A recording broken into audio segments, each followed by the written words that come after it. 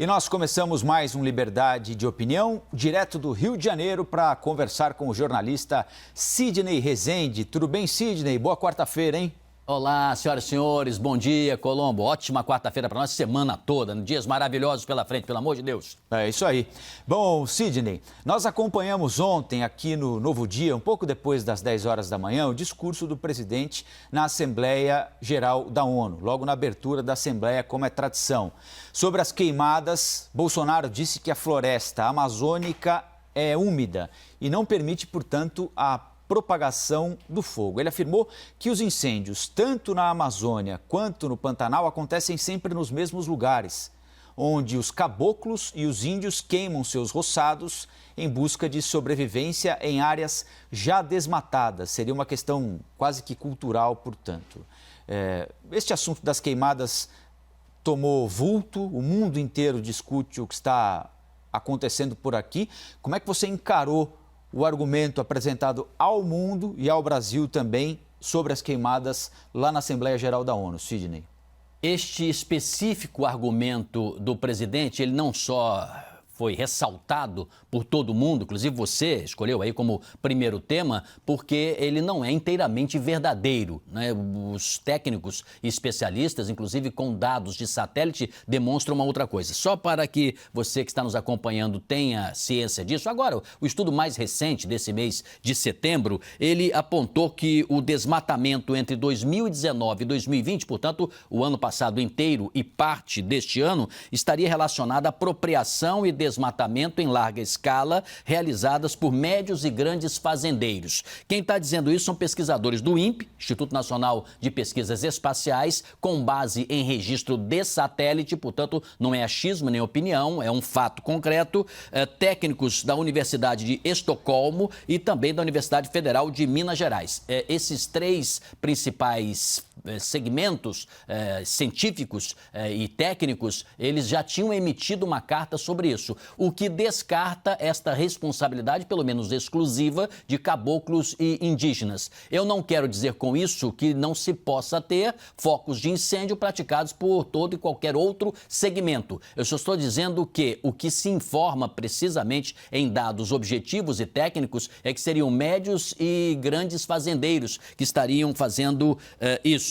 Não é? E por quê? Porque se conseguir alargar os terrenos para que o gado possa amanhã ter pastagens, novas pastagens, entendem estes fazendeiros que poderiam ganhar mais dinheiro, já que o Brasil é exportador de alimentos e de carne. Nós somos potencialmente o país com grandes possibilidades de crescimento e eles, portanto, achariam que este era o melhor caminho. Então, para começar, me parece que este específico argumento do presidente é um argumento fantasioso. E ainda tem um outro aspecto.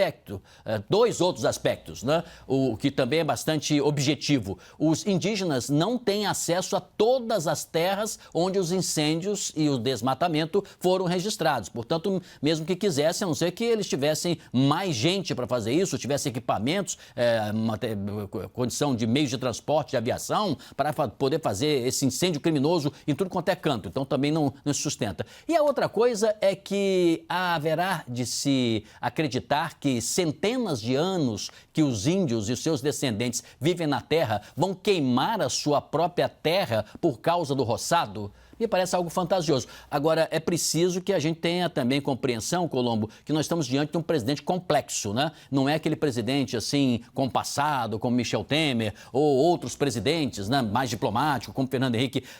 Bolsonaro, ele não mede esforços para falar certas coisas absurdas e tem lá os seus 30%, 35% de brasileiros que o apoiam por isso. E ele vai alargando esse pensamento conservador para o mundo, como poucos outros presidentes andam fazendo, inclusive o Trump.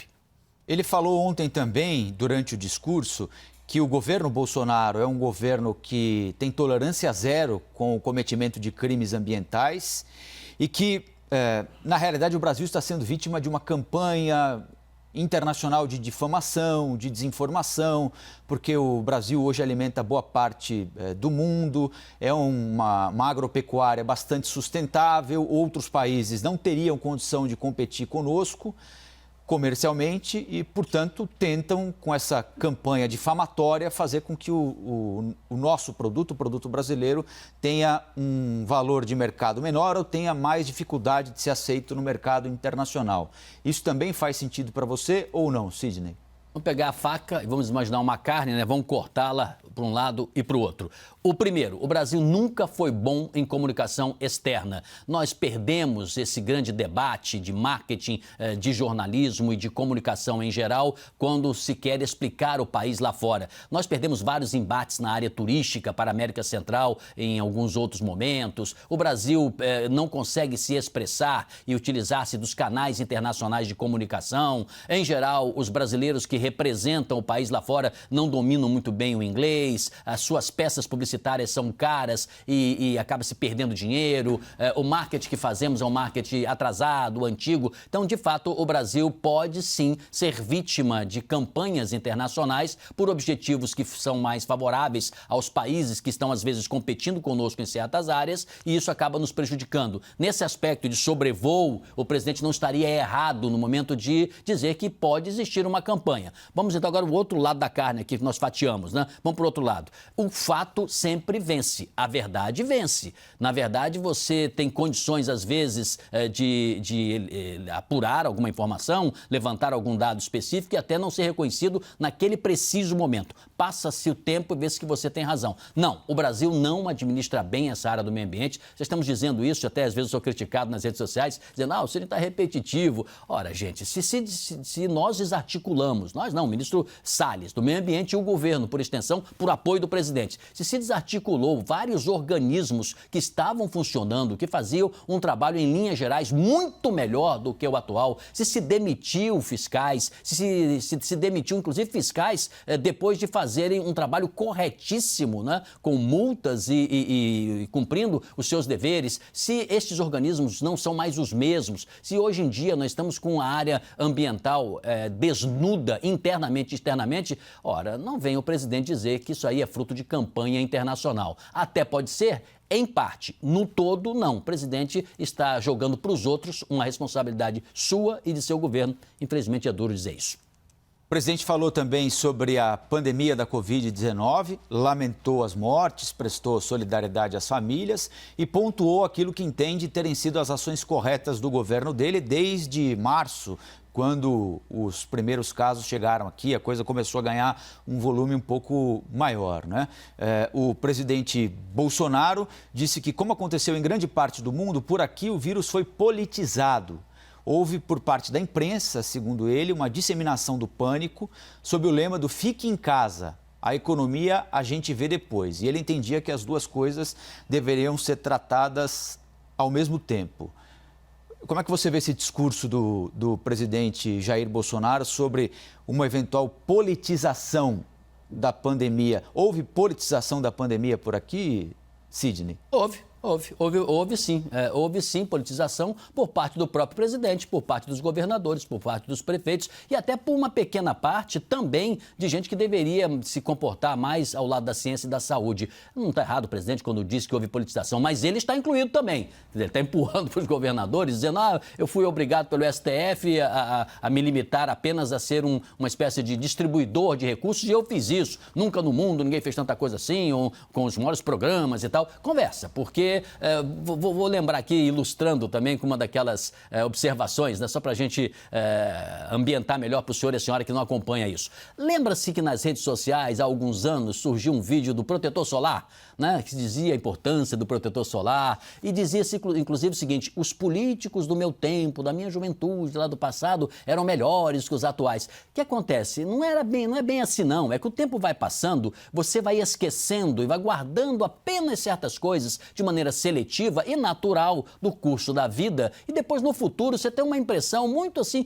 por cima de como foi o passado. Então a gente passa um pouco rápido com isso. O presidente, quando já tinham morrido 6 mil pessoas, um pouco mais do que isso, ele dizia, e daí, eu não sou coveiro, é uma gripezinha. O presidente desdenhou o que acontecia, ele boicotou o trabalho do seu Ministério da Saúde, ele poderia ter conversado com o ministro Mandetta em desacordo com o que estava e orientando ou discutindo junto com ele e com especialistas a melhor solução. A melhor maneira de um presidente ser bem-sucedido é quando ele tem gente inteligente, às vezes até mais preparada do que ele, coloca-se todo mundo em volta da mesa como se fosse o rei Arthur e pergunta para cada um o que fazer e ele decide. O presidente tem o poder dos cargos de confiança, tem a caneta na mão, ele decide, mas você tem que ouvir os outros. O presidente foi boicotando o ministro Mandetta, foi boicotando o outro ministro, foi destruindo o que os técnicos diziam, foi adulterando um pouco a realidade e depois ele diz que não. Sabe aquele cachorrinho, uma criança pequenininha, né, que você ralha com eles e ele bota a mãozinha para trás, abaixa assim a cabecinha, o cachorrinho tem uma orelhinha para trás e você diz, quem foi que fez isso? Ele esconde, a carinha dele está dizendo que foi ele que fez, mas ele finge que não foi. Ora, o presidente desdenhou no início e aí acertou em muita coisa depois. Mas antes, ele é corresponsável pela falta de desunião entre os poderes no combate a esta doença. E falando sobre economia, o presidente Bolsonaro disse que o governo agiu de forma arrojada e implementou medidas que evitaram um mal maior. Citou o pagamento do auxílio emergencial, que, segundo o presidente, chega à quantia aproximada de $1.000 para 65 milhões de pessoas. Qual é a sua avaliação, Sidney, sobre as medidas econômicas adotadas pelo governo para combater a crise causada pelo coronavírus? Estava certo o presidente ontem lá na ONU, em Nova York? Quer dizer, foi uma gravação, não é? Ele estava em Brasília, na realidade, mas ao bater bumbo sobre as medidas econômicas tomadas pelo governo brasileiro durante a pandemia?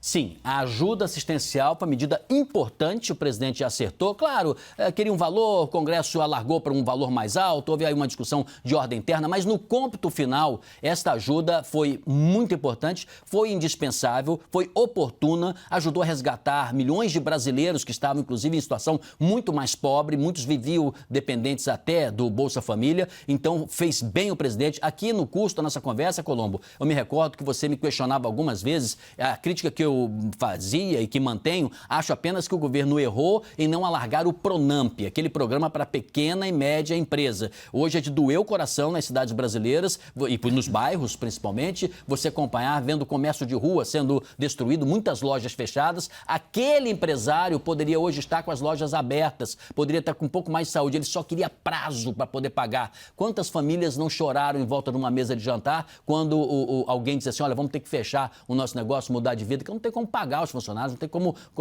pagar os fornecedores, eu tenho que fechar. E isso poderia ter sido evitado. Errou aí o governo, mas acertou em relação da ajuda assistencial. Quanto ao valor de $1.000, não foi $1.000, né? Ele somou o processo todo para fazer assim, fazer bonito, né? Mas não foi legal. Não é muito bom esse tipo de coisinha, assim, no varejo. Eu acho isso que não é muito legal, sabe? Eu acho que o presidente valoriza tanto, em palavras, o que ele disse sobre a verdade, né? A verdade vencerá e aquela coisa toda. Então, vamos manter a verdade. Ele, na verdade, agora vai se tentar fazer uma engenharia para dizer que foram $1.000 sim, mas não tem cálculo que chegue a isso, mesmo no total. De qualquer maneira, sim, o governo acertou quando optou pelo auxílio assistencial e acertou também o ministro Paulo Guedes, mesmo relutando, mas que acabou assinando por pressão do Congresso e por desejo de uma grande maioria de brasileiros que, infelizmente, ainda está mergulhada no desemprego e na pobreza. O presidente também falou, em determinado momento do discurso, sobre liberdade religiosa. Fez um apelo a toda a comunidade internacional pelo combate ao que chamou de cristofobia. Segundo Bolsonaro, o Brasil é um país cristão, conservador e tem na família a sua base. Qual é a sua opinião, Sidney, sobre essa questão religiosa abordada por Bolsonaro? Existe uma perseguição contra cristãos aqui no Brasil a ponto de nós podermos nos considerarmos ou temermos a possibilidade de virmos a ser uma nação que sofre de cristofobia, que é a perseguição a cristãos? Não exatamente por isso, mas há perseguição sim, há várias manifestações religiosas, isso no mundo todo. Repare as religiões de matrizes africanas, por exemplo.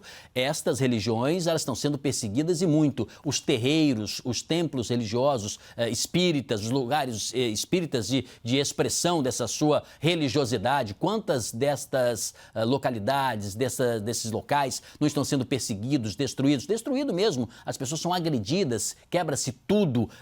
Quantas vezes não se viu também preconceito de pessoas que não são evangélicas, entendendo que o outro matiz, no caso, que o evangélico fosse uma pessoa de segundo plano, de segundo nível, o que é um absurdo. Ou quantos católicos também foram perseguidos por sê-lo, ou discordantes de outras religiões. Isso entende. A tolerância religiosa, ela é importante. No entanto, essa história de cristofobia, ela tem um outro elemento operacional. É uma resposta à homofobia. Insatisfeitos e inconformados com as várias manifestações homossexuais, como manifestações públicas nas cidades brasileiras, em que, em alguns casos, tinham pessoas que se apresentavam na cruz, né? Ligando o LGBT, as agressões dos homossexuais essas crenças religiosas. Isso é o que mais irritou os evangélicos. Então, isso não é de agora. Já vem de algum tempo se construindo isso. Agora, tenho muito medo de religião misturada com política. Acho que não é bom para o Brasil a gente partir para esse espírito fundamentalista. Fundamentalista é aquele radical religioso. Isso precisa ser contido, mas não é o que o presidente faz. O presidente, inclusive, tem ao seu lado cada vez mais evangélicos. Cada vez mais ele faz movimentos em favor de certas expressões mais evangélicas, mas de outras denominações também, e isso me preocupa bastante. Acho que isso pode transformar mais adiante num embate social terrível que nós não tínhamos nesta dimensão. Repare o caso da Igreja Católica quando, em desacordo a uma escola de samba, né, ela protestava, às vezes até, Josinho 30 fez até aquela estratagema, né, de tapar com um grande lençol o Cristo Redentor, né? A expressão do Cristo, ali por pressão da Igreja Católica. Mas se dava isso numa espécie de uma dança laica. Quando você parte para proibições, ou você cria isso de que há uma perseguição àqueles que têm devoção a Jesus Cristo, não, eu acho que devemos respeitar aqueles que creem, os que não creem, aqueles que creem em Cristo, aqueles que querem crer em qualquer outra expressão religiosa e que possam, com calma e tolerância e respeito, seguir o que diz a sua convicção interior. Esse é o melhor caminho, é o da tolerância religiosa. Agora, Sidney, ano passado o presidente Bolsonaro estreou na ONU, né? Era uma circunstância diferente, eram poucos meses de governo, ele estava se apresentando à comunidade internacional num ambiente mais tenso, né? Porque ele estava presencialmente lá na Assembleia Geral da ONU em Nova York. Desta vez os discursos foram gravados com antecedência. Você consegue estabelecer, fazer alguma comparação entre o discurso do ano passado, de 2019, o primeiro, e o discurso deste ano aqui, 2020? Foi um discurso mais polido dentro daquilo que se espera do comportamento do presidente Jair Bolsonaro, mais diplomático, menos diplomático? Eu lembro que no ano passado ele fez ataques diretos, por exemplo, ao presidente da França, Emmanuel Macron, quando a discussão também existia sobre a França. Dessa vez, né, ele falou em comunidade internacional, mas sem citar nenhum país especificamente. Acho que foi um discurso melhor ou pior em relação ao de 2019? Vamos aos prós e aos contras. Vamos falar primeiro das coisas positivas. O presidente está mais à vontade na função, né? Ele no ano passado, estava meio que chegando, ainda não tinha essa perfeita noção da responsabilidade sobre os seus ombros. Tinha em teoria, né? Mas na prática ele parecia que não estava vestido, né, do uniforme, do terno de presidente da República. Dessa vez ele está mais tranquilo sobre isso, por mais agressivo que ele seja. É um presidente ativo, ele não é passivo nas suas ações, às vezes até temperamental, desequilibrado em alguns momentos também, mas isso vai ao encontro do que parte dos seus eleitores deseja. Então, desta vez, o presidente se apresentou de maneira mais amadurecida, ainda que com ideias fincadas em suas convicções. Vamos aos aspectos de ordem negativa, vamos dizer assim. O presidente está cada vez mais perfilando ao lado daqueles conservadores mais radicais que pode empurrar o Brasil para um isolamento. Isso não é bom. Eu preferiria, como cidadão, que o presidente tivesse uma melhor habilidade e inteligência para tentar, de alguma maneira, proteger o Brasil dessa selvageria que é esse grande mundo das das corporações e das disputas entre poder. Nós queremos aqui no Brasil que o Brasil exporte mais, queremos que o Brasil ganhe mais dinheiro, sim. Queremos que o Brasil cresça, não resta dúvida. Queremos que o desemprego diminua, que a população viva melhor, sim. Nós queremos tudo isso. Mas isso só se constrói em relações mais abertas com o mundo. E o presidente vai fechando as portas. Ele vai perfilando ao lado de alguns, inclusive Trump, que pode até perder a eleição, e outros mais conservadores, e cria esse sentimento de que o Brasil é mais ideológico do que aquele país que nós sempre imaginamos que ele fosse, e nós trabalhamos para que ele fosse um país alegre, um país próximo das outras nações, um país que dialogava com o mundo de uma maneira mais franca e aberta. Nós, inclusive, que estamos vivendo uma experiência que o ministro Paulo Guedes dizia que seria liberal, um dos conceitos do liberalismo é esse livre comércio, essas fronteiras mais abertas com o mundo. E o presidente vai construindo com seus discursos no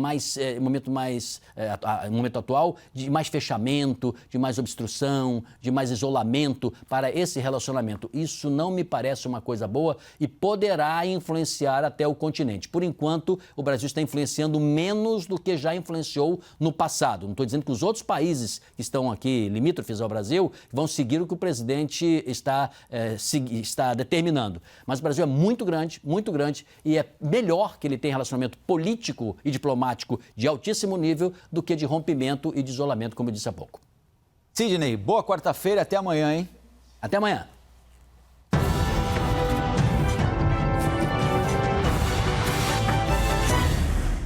As opiniões emitidas pelos comentaristas do quadro não refletem necessariamente a posição da CNN.